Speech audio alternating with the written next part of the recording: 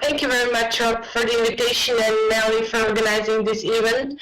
I'm really happy to be here with you today. Actually, it's my first time, so I'm a little bit nervous, but I'll try to do my best. Before I start, I would like to introduce myself. As you already know, my name is Eva, and I started teaching English when I was 19 years old, and I can tell you that it was a love at first sight.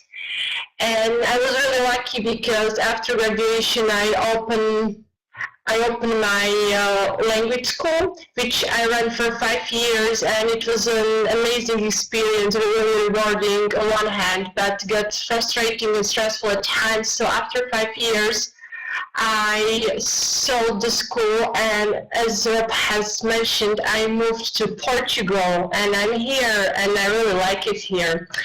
So I have learned a lot of things during these 12 years, which I would like to share with you, especially concerning creating ideal conditions for learning. So in order to create ideal conditions, we need to keep in mind two very important things. The first one is that we teachers have a superpower. We have superpower, and I'm not sure if we are aware of the superpower we have. You know, teachers don't touch only the minds of students, but they touch their spirits and souls, and they help create their beliefs about themselves for the rest of their lives. So you should be very careful what you say and how you say to your students in order to guide them, what you basically do as a teacher. Another very important thing we need to remember is we need to believe in our students. All of our students are there because they want to learn, and one of them learn quicker, the other learn slower, but eventually all of them are gonna learn. We just need to pace the learning, and we should never give up on our students. So believe in your students because you can help them make their dreams come true. This thing has been mentioned here a lot of times. A happy student learns more. So we should help our students be happy, and we should ourselves be very happy, right?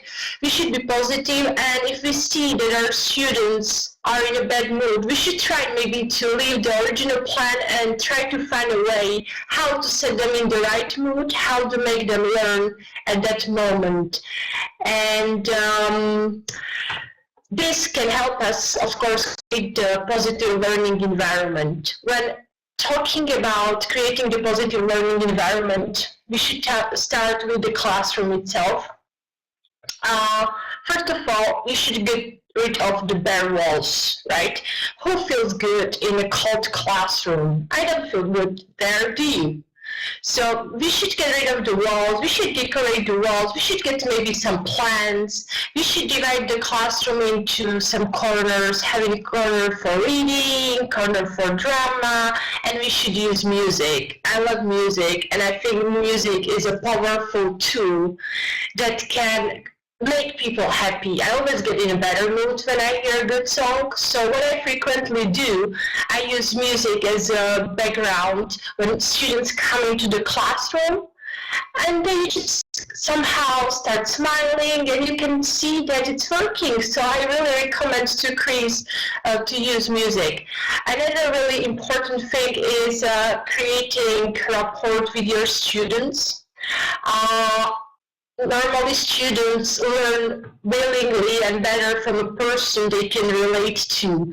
So what I normally do, I spend a couple of first lessons just getting to know my students, and I let them get to know me. I open up to them and tell them things about me, and I explain to them that this is collaboration. It's me and them together. It's not only them, not only me. I bring the expertise, and they bring the energy. So together we are gonna reach the goal. So Another thing that I do is I give them options. Students are normally used to being told what to do, and they are not given options. So if you give them options, you show them trust you have in them, and they will feel independent, and they will really appreciate that. And I'm always there for my students. I give them my email, I give them my Facebook, and I tell them, contact me if you need something, and I'm always here for you. They usually don't, but if they want, they have this option, and they really like it. I think that teaching English these days shouldn't be only about vocabulary and grammar anymore. We should try to bring activities that can let our students grow. For example, it has been mentioned already here that critical thinking activities should be used. Some activities that support creativity in our students should be used. And we should try to learn with our students, Why do we do things that are boring for us? Let's bring something that we can learn ourselves as teachers, and let's try to grow together with our students at the same time. Communication. When we speak about communication, it has a great deal with us as teachers, how effective we are. And I think we don't often realize that communication is not only about using the right words, which is only 7% actually, and 55% is the physiology. You should be aware of using gestures.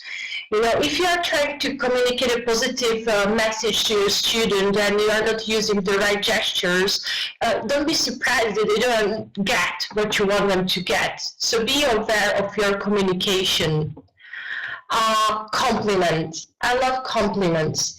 Can you recall last time someone gave you a compliment? Sorry, can you recall it? These days students don't compliment each other very often. We are good at telling people what we do wrong, but we don't say, you did this right.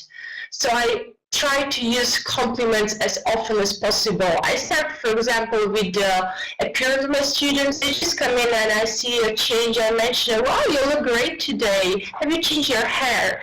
And they love it. They love that people see them, And if they are participating in the classroom, I always tell them, wow, what a great question. I really appreciate you asking that, even though it might not be the best question, but I somehow try to change it to make it sound so every student needs to be appreciated, so we should try to appreciate them as much as we can. Exactly, Anna, it increases self-esteem. And as it has been mentioned here today, we need to be a leader. We need to be aware that we are a leader for students, and they will go the way we guide them. And being a leader is not an easy thing, but it's for sure a thing that should be taken advantage of. And we should work on our leadership skills, as being a leader includes a lot of small things like having clear goals, being an example, inspiring our students, supporting them, recognizing them, and expecting the best out of them. All of these and the rest I haven't read are very important and should be present in our classroom. So what you need to know is that you can make a difference in the life of your students. So you should take advantage and you should try to bring out the best of your students, because you can. I think I have already finished, so maybe I went too quick.